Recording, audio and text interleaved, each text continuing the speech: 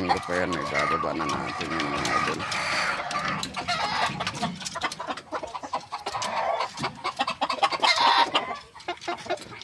Kaya mga idol.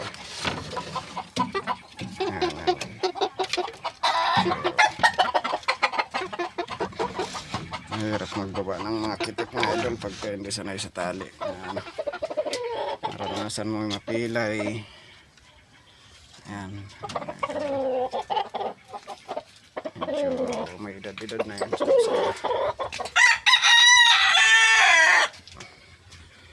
Ito mga idol.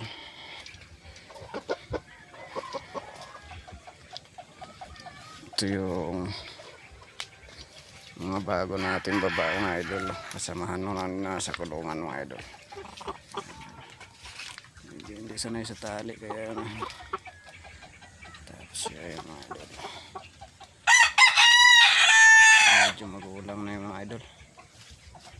Ito yung mga bata natin. Ito. Ay mga bagong baba natin mga idol. Yan. Yan, simpleng silungan lang nila. Ito. Yan ang mga idol. Medyo mahilap sila at bago lang nakaapak mga idol sa lupa. Ngayon lang natin napaapak sa lupa yan at lalo lumaki sa kulungan yun mga idol. Tapos ito yung iba yung mga idol. Yun nalalaban na sila mga idol.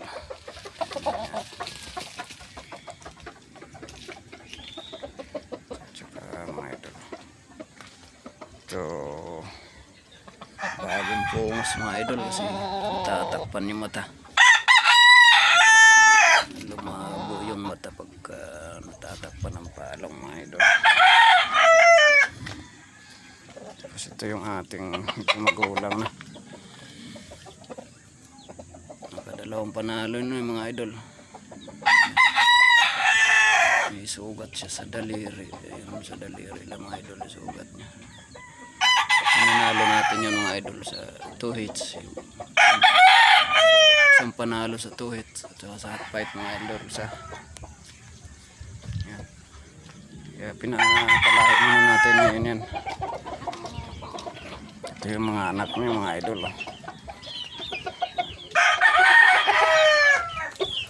Mga anak niya mga idol. Ito. Mga anak niya mga idol. Ito yung pinapalahi. Ganda yung mga lahi.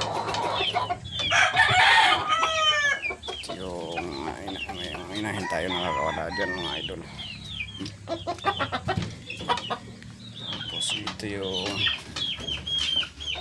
bago natin palahi.